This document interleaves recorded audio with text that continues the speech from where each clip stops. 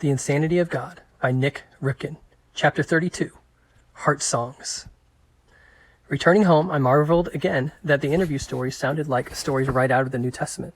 As I shared the stories with my family, with college students, and with our persecution task force, they reached that same conclusion on their own. That in itself was a wonderful affirmation. Sharing the stories almost invariably led to animated discussions about the implications and applications of what I had heard from these believers in persecution. In particular, the story of the toughest man I ever met seemed to touch people deeply. By this point, I had reached another conclusion about him. I realized that he was willing to endure great suffering for his faith for two reasons. First, he understood the nature of persecution and the intent of his persecutors. Second, he knew the one for whom he was suffering. This man not only knew Jesus, he was also convinced that Jesus was worth whatever his faith might cost him. This had been true of so many believers that I had met around the world, and it was certainly true of this man that I had most recently interviewed. Those reflections led time and time again to long discussions about what our faith costs and how much we are willing to endure for Jesus' sake. I shared repeatedly how God had used that persistent doctor to help me pay attention to a truly divine appointment. I confessed my embarrassment that it took 4 very direct emails to get my attention. I was uncomfortable that it had taken such effort to get me to the place where God obviously wanted me to be. Miraculously, I had encountered 5 Muslim background believers in a tiny corner of the world. If it had been up to me, I would have missed the entire experience. Those men had been praying that God would send someone to help them, encourage them, and teach them. It turned out that I was the answer to their prayer, but it grieved me that I actually fought against God's purposes. In our gatherings back at home, we talked about how we can recognize God's direction and about how we can easily miss what he might be doing. We celebrated God's remarkable creativity in accomplishing his purposes, but we also humbly confessed how often we cannot or do not hear his guidance. The time at home was rich and restful. It was a joy to share the stories. At the same time, I found myself growing impatient to resume my journey to hear and collect more stories that I could then bring home to share. By this point, I felt confident that there would be many more stories to hear and many more lessons to draw from them. I would be returning to Southeast Asia to visit several countries that I had missed before. Specifically, I would be visiting Buddhist and Hindu cultures. Eventually, I would make my way to Bangladesh and Pakistan. Then I planned to move even deeper into the heart of Islam, first in Central Asia, then in the Gulf and the Middle East, and finally back where this journey had begun for me in North and East Africa. Over the years, we have met so many people with so many stories that it will take many other books to share much of what we have heard and seen. Originally, Ruth and I envisioned this task as a 2-year journey. It has now become the passion of a lifetime. 15 years later, we are still learning how to identify and articulate the right questions to ask believers in persecution so that they can mentor us ever more effectively. Clearly, only God's guidance made my encounter with the 5 believers in Southeast Asia possible. Only the Lord could have arranged that appointment. The 5 believers had been waiting and praying for weeks that someone would show up in their remote Central Asian border town. In retrospect, I could see how carefully the hand of God had been guiding the overall schedule for our project from the very beginning. If we had started seeking answers in the Muslim world where we had first started wrestling with our questions, if we had done our pilgrimage backwards and gone from the world of Islam first and then to China and then to Russia, I believe that our journey could well have been a waste of time and resources. It might even have been a disaster. The fact that we started where we did and followed the general plan that we followed wasn't the result of our strategic wisdom, though we might have thought so at the time. It was the clear activity of the Holy Spirit. God was not only arranging encounters with specific individuals, he was involved even in the schedule that we were putting together. If we had gone to the world of Islam first, the relatively few number of Muslim background believers who we could have accessed and safely interviewed might well have discouraged us even further. From a research standpoint, the sampling size might have been too small to draw any statistically valid conclusions, or to begin identifying meaningful patterns and trends. Within just a few interviews in that setting, it would have been almost impossible to learn any helpful, applicable lessons at all. On the other hand, by starting in Russia and Eastern Europe, we were able to learn what had helped and or hindered the survival and growth of the long-established body of Christ under decades of persecution.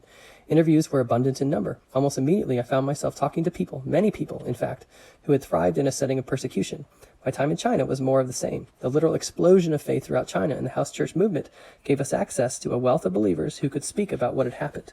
Multitudes of people were eager to bear witness to a faith that had not only survived persecution, but had thrived because of it. With that beginning, we were finally ready to step into the world of Islam. By that point, we had identified significant patterns and trends, positive and negative, to be watching for. We had also, in large measure, discarded our first set of research questions. Instead, we were now simply asking believers to tell us their stories. Listening for thousands of hours, we were becoming more adept at connecting the dots, seeing patterns, and extracting applicable lessons for ourselves and for believers all around the world. Originally, We had hoped to develop Western-style discipleship materials for those living and working in the most oppressive environments on earth. Our end result, however, was something different. Instead of developing a curriculum, we were being taught by believers in persecution how to follow Jesus, how to love Jesus, and how to walk with him day by day.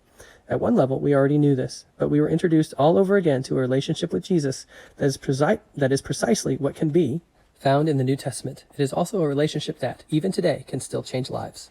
For many years, a Western faith-based organization had operated a medical clinic in one of the cities of a large Islamic country. Most of the local population appreciated having ready access to quality medical care. As a rule, the people essentially ignored the staff's religious affiliation and background. The religious beliefs of the medical staff weren't much of a concern. What mattered was the medical care. However, a few radical Muslims were concerned with the religious beliefs. And the most militant and outspoken opponent of the medical ministry lived right across the street from the clinic's front entrance. He owned a shop in that same location, which was only a few doors down from a local mosque. Every Friday, the shopkeeper, whom we will call Mahmoud, would stand in front of his store and stir up the Muslim crowd streaming by on the street as they made their way to worship. Later at the mosque, he would accuse the evil infidels at the clinic of preying on, poisoning, or overcharging good Muslims. He would curse and condemn some of the medical staff by name. He was an angry and hateful man whose anger spilled over as he spewed animosity at anyone affiliated with this medical clinic. Later, Mahmoud contracted an incurable cancer. His superstitious Muslim community considered him contagious and quit frequenting his shop. Now he was not only sick and dying, but he was also unable to feed and provide for his wives and children. The staff of the hospital learned of his sad plight, and many of them actually began to go to his shop on their way to and from work. The clinic personnel purchased goods from the shop of their most vocal antagonist. They conversed with him and asked about his family. They regularly inquired about and expressed concern for his health. They always made a point of letting him know they were praying for him. Eventually, they began to treat his suffering and even washed his body when the need arose. As these followers of Jesus loved their persecutor and enemy of so many years, Mahmoud's stony heart softened. Over time, his attitude changed to one of gratitude and friendship.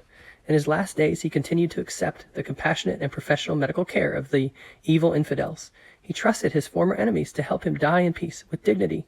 Before he finally passed away at the age of 57, Mahmoud made the decision to become a follower of Jesus. Mahmoud's youngest wife, Aisha, suddenly became a 24-year-old widow with 4 children. She had watched how the clinic staff had loved and cared for her husband after he had cursed and railed against them for so many years. During Mahmoud's last days, she also became a follower of Jesus. After her husband's death, Aisha became an outspoken witness to her new faith and perhaps the most effective evangelist in that area. Her Muslim family and friends couldn't silence her witness. The authorities eventually took notice. Even though her nation didn't have a history of imprisoning women, the police finally arrested her. She was lectured and threatened with every imaginable punishment. Her captors threw her not into an actual jail cell, but down into the dank, dark, unfinished cellar of the police station. In that place there was no light at all. The unfinished cellar had a dirt floor. Spiders, bugs, and rats skittered around her in the darkness.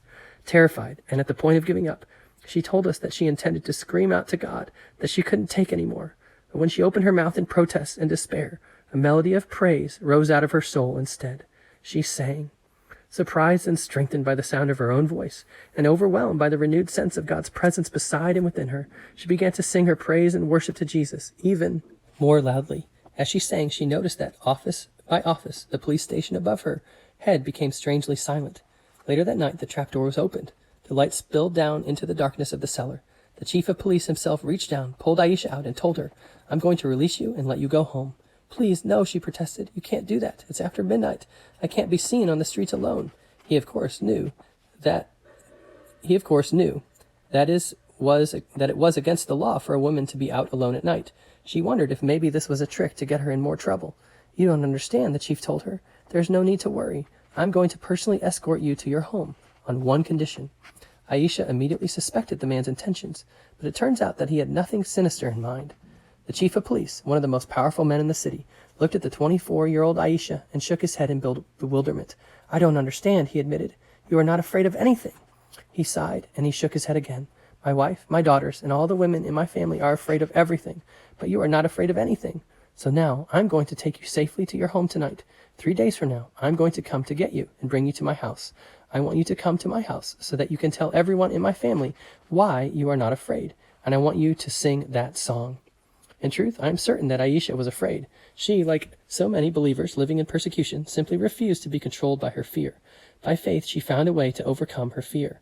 Because of the testimonies that I had already heard, I was able to instantly recognize and understand the significant role that music and the heart song played in building and bolstering this young Muslim woman's faith. It was very similar to what I had already observed and heard from believers like Dimitri and Tavian in their very different cultures. And thinking back to the book of Acts, I recalled the story of Paul and Silas and their imprisonment almost 2,000 years ago. In prison, Paul and Silas sang, "It was clear that a vibrant faith like Aisha's could take root, survive, and thrive in hostile conditions. That much was certain. Recognizing factors in her faith journey that I had seen in so many other places was fascinating and life-giving. Though I had never seen the connections before, they were now unavoidable.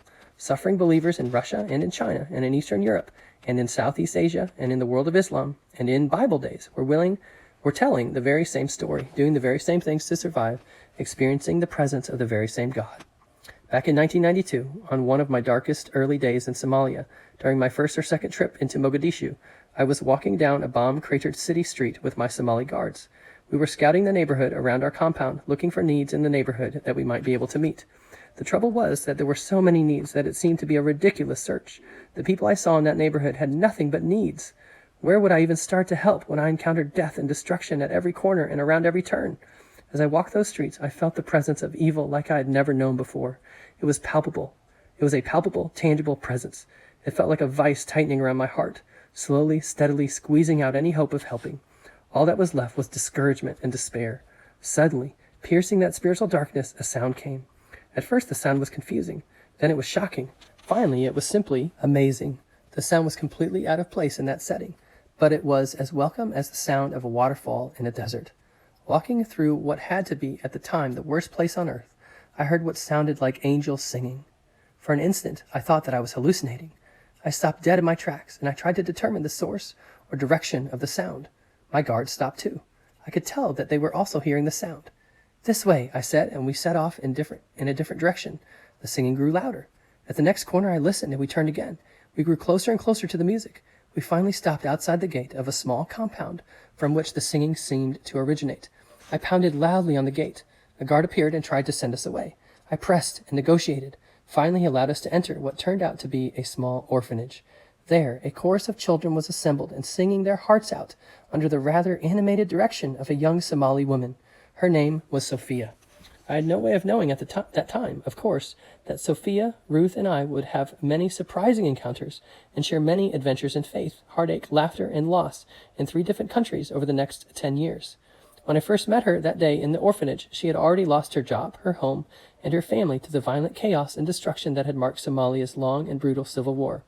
Even those who had told her about Jesus many years before had now fled the country. Physically, she was ragged, worn out, and thin beyond belief. She stood a few inches over 5 feet. Evidently, though, there was enough strength left in this little shell of a woman to have gathered 30 orphans together in this shattered neighborhood of Mogadishu. It seemed to be only the sheer force of her will that had kept the orphans alive and waiting for help to show up. They were looking to her, and she was waiting for someone to be an answer to her prayers. In that hard time, she sang, and she taught the children to sing as well. As I walked up to her, she whispered, "You are a follower of Jesus, aren't you? I've prayed that you would come." Even before she said that, I had known that Sophia was a believer. I had seen the love of God shining in her eyes, and I had heard it in the children's songs. I asked her to tell me her story. To my surprise, I learned that this smiling, joyful woman had a typically tragic Somali story. Her husband had been killed during the Civil War, and her 2 young daughters had disappeared months ago. She assumed that they too had died. Her entire family was gone. She had lost everyone she loved. Still, here she was, trying to make a difference in the lives of these orphans, who had also lost their families. She was a beacon of light shining in this very dark place. Her heart songs witnessed to faith. At the very same time, her songs strengthened her faith. The songs instilled happiness and hope in the souls of the orphans. And her songs also wafted through the streets of Mogadishu that day and strengthened the resolve of one Western relief worker who had been temporarily paralyzed by overwhelming despair. I had been scouting for needs. I was trying to figure out a logical place to start. No matter what else we might do in Somalia, I immediately knew that we would help Sophia and her orphans, and we did. That was just the first of many ways that our lives and personal stories would become intertwined. Several years later, I would just happen to learn and would be able to give Sophia the joyous news that her 2 daughters were actually still alive. They were living in a Somali refugee camp in Ethiopia. But then, at a later time, I had to console Sophia when her in-laws broke her heart by legally preventing her from taking custody or ever seeing the girls again. They took that legal step because they refused to allow their granddaughters to be raised by an infidel believer in Jesus. We eventually celebrated Sophia's marriage to another Somali refugee believer in a neighboring country. Sometime after that, we were able to use our contacts to help save her life and that of her new baby by arranging an emergency flight to get her medical care in yet another country. This happened after doctors and nurses at her local maternity hospital threatened to let her and her baby die rather than treat a former Muslim. What a wonder that all that interaction and involvement in this woman's life started with a song. It is surely obvious by now, but I am sometimes a slow learner. I don't know why I would have needed yet another example to drive the point home, but whether I needed it or not, I once more was reminded of the impact and power to be found in the songs of faith. I was visiting a different Islamic country in the Middle East, hearing the story of a follower of Jesus imprisoned for his faith. Though rotations of guards watched him around the clock, each day this man would do his daily devotions in his cell. One day, 2 of his guards came to him in alarm and insisted that he stop his singing. They told him to stop singing so that your songs won't convert us. Evidently, those Muslim jailers recognized the power in HeartSongs a lot quicker than I did, and they didn't need hundreds of interviews to teach that conclusion. When I finally connected enough of the dots, I came to understand the significance of music as a faith factor and recognize its presence and power already at work in the Islamic world. Only then did I begin to grasp what was for me a new, much bigger, life-changing lesson. I've always believed that Jesus was serious about his final earthly instructions to his followers. I've always believed that he indeed wants us to reach the world with his message. I'm convinced that he elicits our help in that great task. In fact, one of the reasons for my discouragement in Somalia was my growing doubt about whether God really was at work in places like that. And then there was the follow-up question that haunted me. If God is not in places like Somalia, what does he expect his followers to do there in his absence? Gradually, as my pilgrimage through persecution progressed, I began to understand that God is not helpless without us. Even though he wants our help, values our help, and calls for our help in changing the world, our all-powerful God is not helpless, even without us. I also came to understand that our all-knowing God is completely aware of all that is happening in his world, even in places where evil seems to be running rampant. Even in these dark places, our ever-present God is not somehow absent until we show up ready to help. It is crucial to understand that God values our help, but it is even more crucial to remember that our all-powerful God is able to work with or without us, that our all-knowing God is not blind to the evil in his world, and that our ever-present God is there, whether we are or not. Indeed, one of the most exciting and encouraging lessons that my journey was teaching me was that God is always present and always working, even in the most hostile places on earth. I understood that he had been at work in Somalia long before Ruth and I ever showed up. Rather than thinking that we are all alone and that we have to start from scratch in wolf country, a much better and more effective strategy for carrying out the Great Commission, especially in our world's toughest and most discouraging places, would be to learn what God already has been doing and is doing there, join him, and together figure out how we can build on that. Once we find out what God is already doing to show himself, all we have to do is point others to him. For me, that was a hope-renewing thought, and I was beginning to wonder if it was time for me to start to sing again.